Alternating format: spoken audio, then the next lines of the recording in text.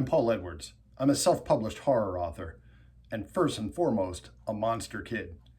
Today I'm reading Famous Monsters of Filmland, issue number 113 from 1974.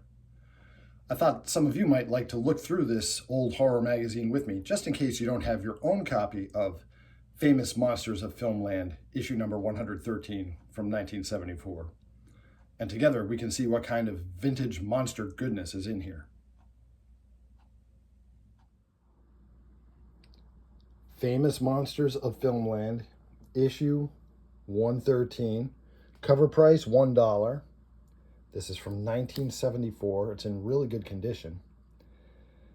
And you know you're in for a good issue because it's covering Mystery of the Wax Museum.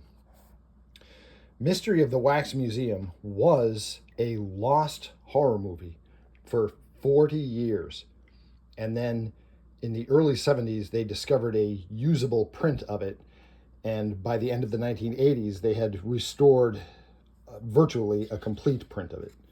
So at the time this magazine came out, it had only recently been rediscovered. So it was a big deal. We also get Frankenstein and the Monster from Hell. That's a Hammer film. And let's get going. Fangs for everything. Yep, you can tell it's a Famous Monsters issue.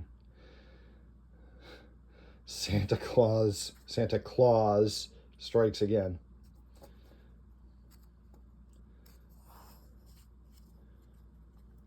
Okay.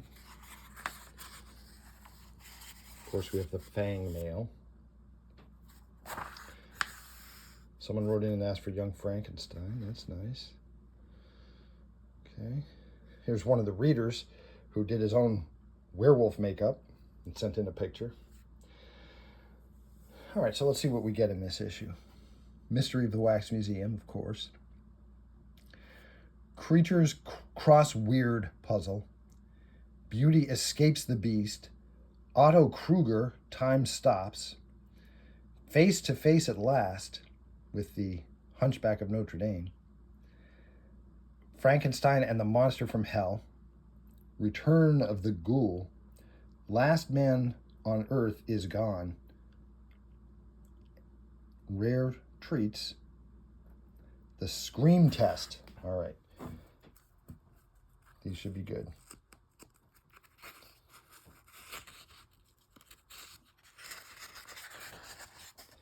And we're opening big. Mystery of the Wax Museum. This movie starred Lionel Atwill, and Fay Wray was nominally the leading lady, but the spotlight was completely stolen from both of them by Gloria Farrell, who played the smart-mouthed, wisecracking investigative reporter who was solving the mystery of the Wax Museum. So, if you've seen any Wax Museum movie, you probably know the basic setup. There's a brilliant wax sculptor whose work is underappreciated, and his wax museum burns to the ground because of the workings of a crooked business partner. And then years later, he opens another wax museum, but he himself is now handicapped, and he has others do the sculpting for him. And in the meantime, bodies have started to disappear from the city morgue. And the bodies look extremely suspiciously like the new wax figures that are being presented in the Wax Museum. Well, the audience figures out way before the characters do what is going on here. However, Gloria Farrell, and here she is, does have somewhat of an idea what's going on, and she is brave enough to explore the Wax Museum's labyrinthine cellars to find out the truth.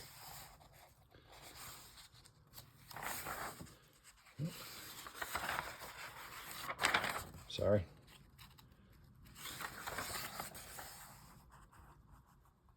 No, it's not Wax Factor instead of Max Factor. Yeah. Okay. Yep. Lionel Atwill was quite good in this. He was good in everything. I'm not minimizing his role. It's just that Gloria Farrell stole the show. If you liked Gloria Farrell's performance in this movie and you want to see more of her, she did a series of comedy mystery movies called the Torchy Blane movies in the 1930s. She did maybe 7 of them. And it was more of the same smart mouth delivery that she gives in Mystery of the Wax Museum. There's Fay Wray being terrified of Lionel Atwill. And there's the mysterious phantom that has been lurking around the Wax Museum with a wildly disfigured face. I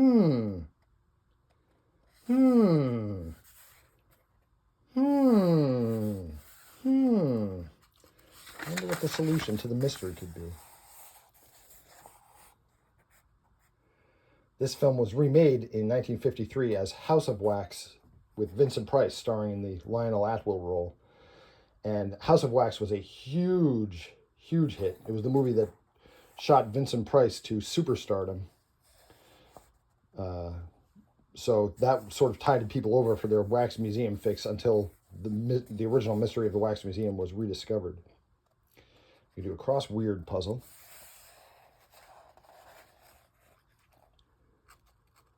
And then here's the answers upside down, just so you don't get too frustrated with them.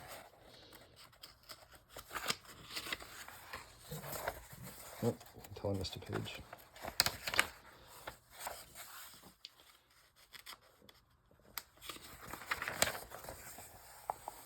Beauty escapes the beast. Ilona Massey leaves life's stage. Ilona Massey played Baroness Frankenstein in Frankenstein Meets the Wolfman.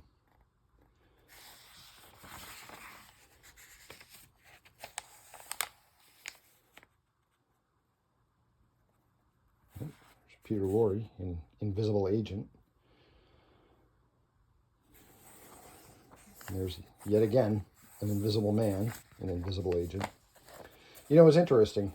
I was thinking recently about the Scream movies, and I had the idea in my head that, oh, isn't it clever that the Ghostface killer is a different guy in every movie? And then I realized the Invisible Man was a different guy in every movie, half a century earlier. It was never the same Invisible Man twice. You asked for it. These are reader requests. You probably know this, but in case you don't, Star Trek really picked up in popularity when it was syndicated in the 1970s, and so it's no surprise that kids in 1974 were writing in for pictures from the original Star Trek TV series.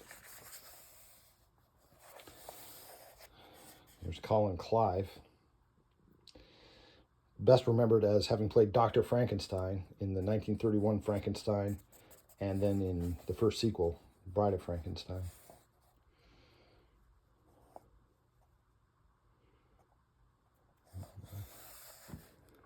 I love these behind-the-scenes shots.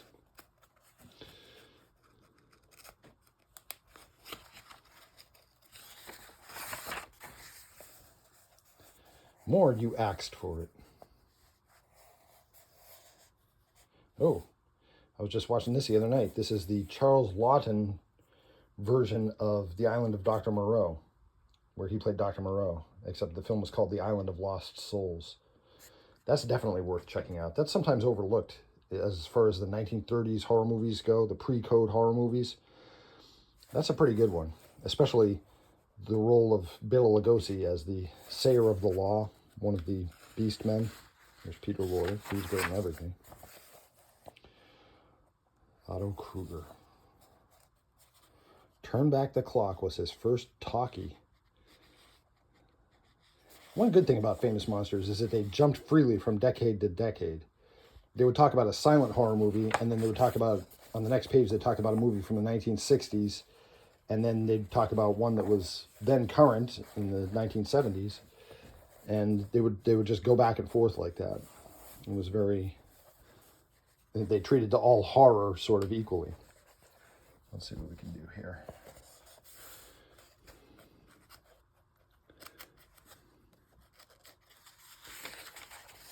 This magazine is in such good shape that the pages don't turn quite so easily. Yep, Jungle Captive.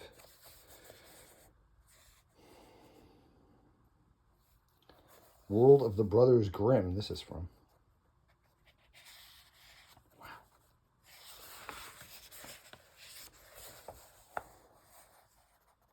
Face to Face at Last. Lawton as Quasimodo in a revealing series of photos.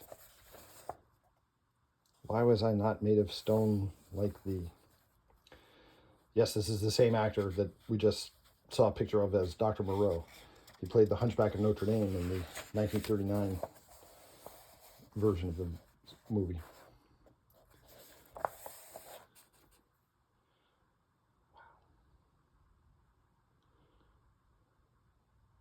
Oh, and already we've started with the crazy ads. Everybody's favorite part of these magazines. I'm Dracula, fly me. Gosh, this is the Drac Flyer. Okay, so Hammer Studios, the British film company, had a series of Frankenstein movies starring Peter Cushing as Baron Frankenstein. And the overall theme of the Hammer Frankenstein movies is that the Baron was the real monster, not the creature he created. So, in this film, Frankenstein and the Monster from Hell, it sounds like you're getting, the Frankenstein monster fighting against a demon or something. No. When they say Frankenstein, they mean Dr. Frankenstein. So it's Dr. Frankenstein, and the monster from hell is the monster that Dr. Frankenstein made. You only get one physical monster, although it is a creepy one. In this movie, Baron Frankenstein has been sent to an insane asylum for his previous misdeeds in the previous movies, and he winds up taking the place over by means of blackmail and extortion. And he's using the other inmates in the insane asylum to piece together his latest hodgepodge monster. It's interesting because they made a bunch of the Hammer Frankenstein movies with Peter Cushing, and then at one point they decided to go in a different direction and cast a much younger actor in sort of we would call a reboot of their Frankenstein movies. And that was Horror of Frankenstein. And nobody liked it. Everybody wanted Peter Cushing back, and rightly so. So they brought Peter Cushing back for this one, Frankenstein and the Monster from Hell. But this was Peter Cushing's last go-round as Baron Frankenstein.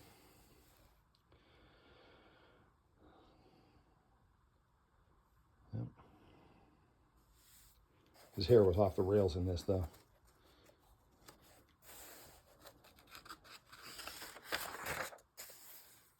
There we go. Now we got a Monster from Hell. And there's the angel, the director's daughter.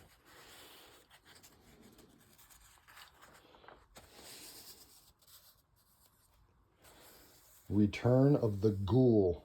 Makeup mystery solved.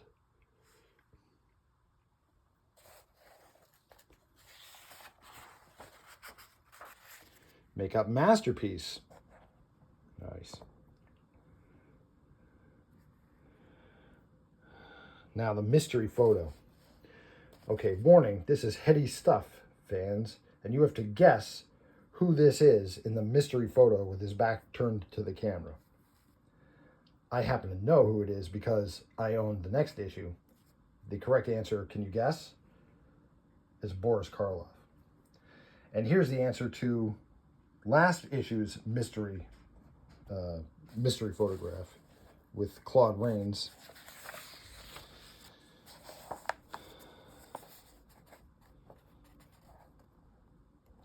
Oh my gosh. Oops.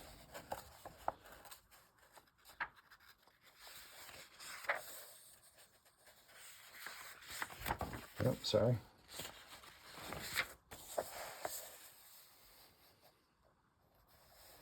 Rare treats.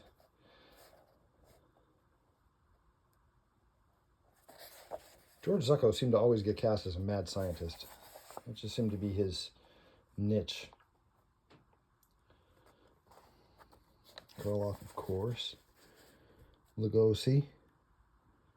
Murdered Alive. I'm not sure I know the film Murdered Alive. Listen, even I can't have seen every horror movie. Have you ever seen Murdered Alive? Tell me what it is if you do know. But I do know that Bela Lugosi starred in tons of Poverty Row films in the 1940s. Tons. And I have seen a whole lot of them. I just don't know that particular one. Oh boy, you can get a Frankenstein deluxe mask or a Frankenstein whole head mask. A black light bulb. Yeah, you can tell it's in the 1970s now. The Batmobile. The Hong Kong gorilla. We're certainly not infringing on the King Kong copyright. No, no, no. Of course, monster makeup things like you would get in like a Halloween costume store these days. Well, you could send them away for them by mail order. Vampirella and Famous Monsters of Filmland t-shirts. Always good. Ooh, this would have interested me more. Bendable figures. The Mummy, the Frankenstein Monster, Dracula, the Gill Man, and the Wolf Man. Nice. Or the hobby kits, the models kits.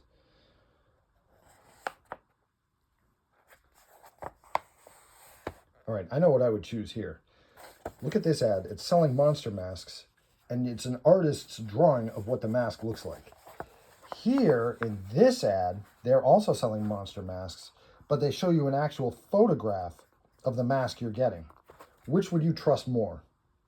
Yeah, absolutely the one where they're actually showing you the monster mask, for sure. Yep. You can send away for monster and science fiction books so that when your parents complain that these monster movies are rotting your brain, you can say, but look, I'm reading. See? Posters, of course. 6 feet tall Frankenstein. A couple of these, I'm not sure how they got in here. You're going along, you're like, yep, monster, monster, superhero, monster. W.C. Fields, what?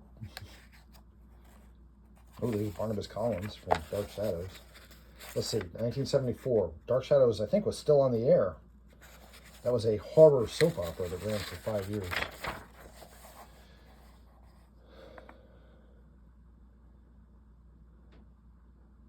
Nice.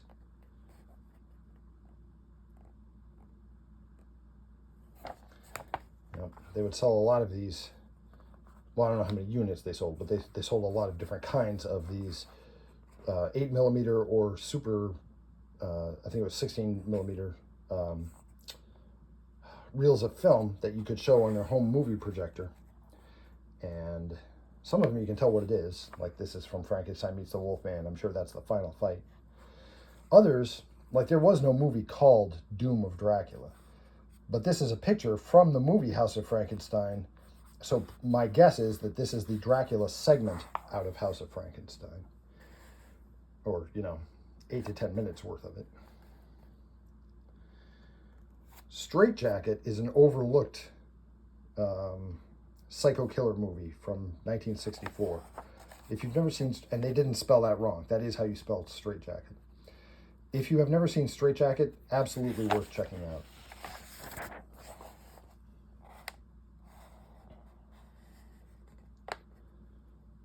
You can get some new books based on the classic monsters.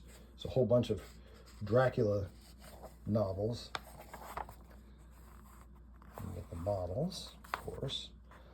I have this Godzilla one. At some point, I'll excavate this Godzilla one. I have it. It is not in good shape, I'll tell you right now. It's missing a hand and everything. But I do own it. Sometime I'll get that out for you guys. This could be confusing if you're under about 40. Before the movies with Johnny Depp, there was a line of models, Pirates of the Caribbean. There was no old movie of Pirates of the Caribbean. There was no TV show or comic book or anything of the Pirates of the Caribbean. They just started as these model kits with pirate skeletons. And that's where the inspiration for the Johnny Depp series of movies came from.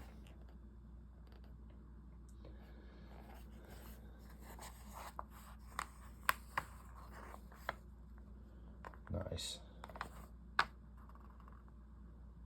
Oh, H.P. Lovecraft. Only as an adult did I discover H.P. Lovecraft.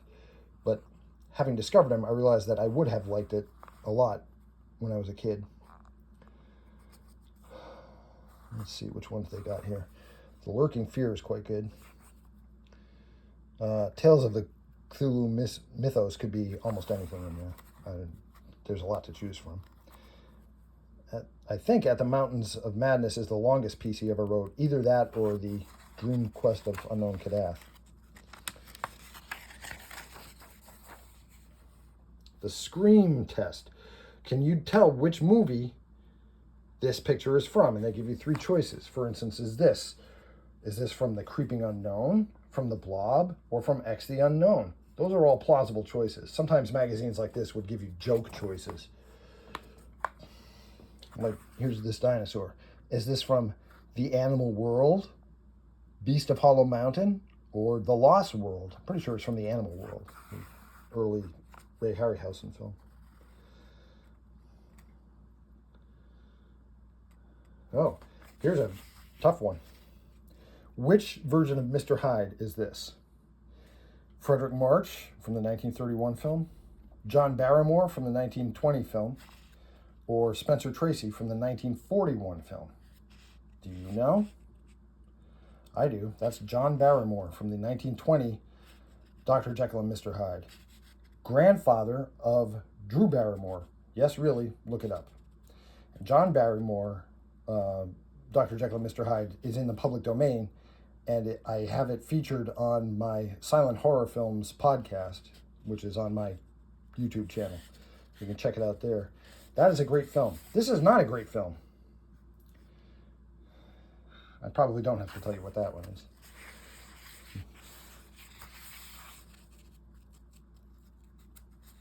Okay.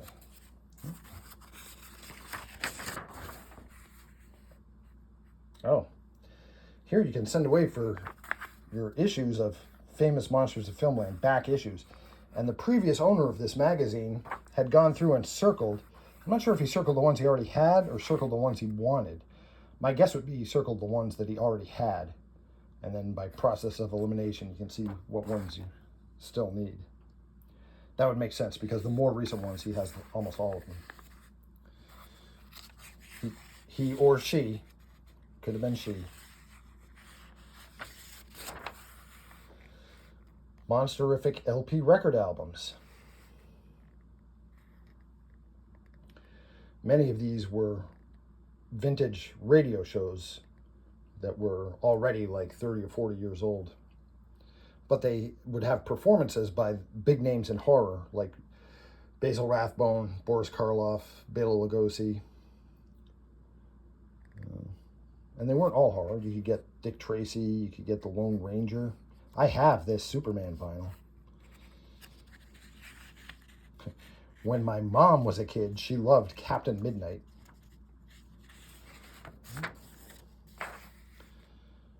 TV's Year for Monsters. Oh, Carl Kolchak, Night Stalker. This is from the Planet of the Apes TV series, but this is what I would have gone for. Carl Kolchak, Night Stalker. This was a series about an investigative newspaper reporter who made a lot of smart wisecracks, sort of like Gloria Farrell's character in Mystery of the Wax Museum, except he was a crotchety middle-aged man. And he was forever tracking down stories that had to do with, vampires or mummies or zombies. Even the time that he got to go on vacation on a cruise ship, there turned out to be a werewolf on the ship. And he would always be battling these supernatural forces. And at the end of every episode, there was no evidence left of what he had been through, so he could never print the story. So he really was, involuntarily, he was the city of Chicago's only line of defense against the supernatural world. And he had tons and tons of horror adventures.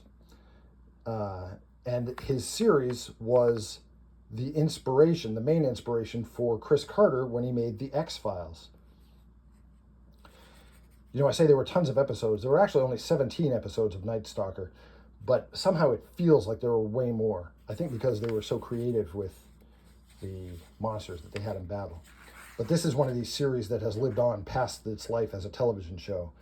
It continues on in comic books. There's tons of Carl Kolchak Night Stalker comics out there. Star Trek. Oh, hey, look. The previous owner sent away and got something. I wonder what he sent away for. Huh.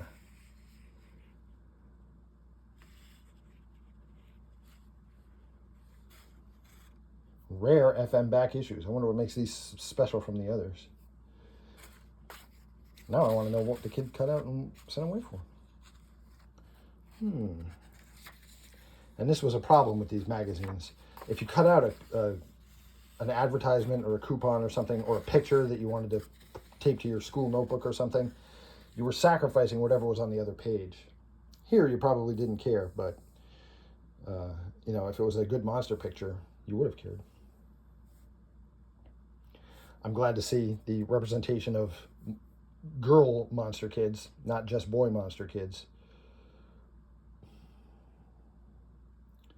And of course, Star Trek, ever popular. Nice. Oh, hey, The Shape of Things to Come. This is the first annual Famous Monsters Convention. Nice. To be held in New York City. That makes sense. Wow. If you ever went to one of these, please let us know about it in the comments. I've been to horror and science fiction conventions, but not specifically to a Famous Monsters convention. But I should, shouldn't I? Listen, if you love vintage horror and classic monsters, you would love my book series, the Mourner's Woods books. I sell them on Amazon. I have different monsters in different books. They're all set in a haunted forest, Mourner's Woods, but they all have a different cast of characters and a different danger for them to encounter. So there's always something new to be afraid of in Mourner's Woods. And you never know who's going to live or die because the characters are completely different in each book. So you have no way of telling who is going to make it to the end of this book and who isn't. So my name again is Paul Edwards. My books are the Mourner's Woods books that are for sale on Amazon. Thanks for spending some time with me looking through Famous Monsters of Filmland 113. It's a great issue. And if you've never seen Mystery of the Wax Museum, you absolutely should. I'll see you in Mourner's Woods.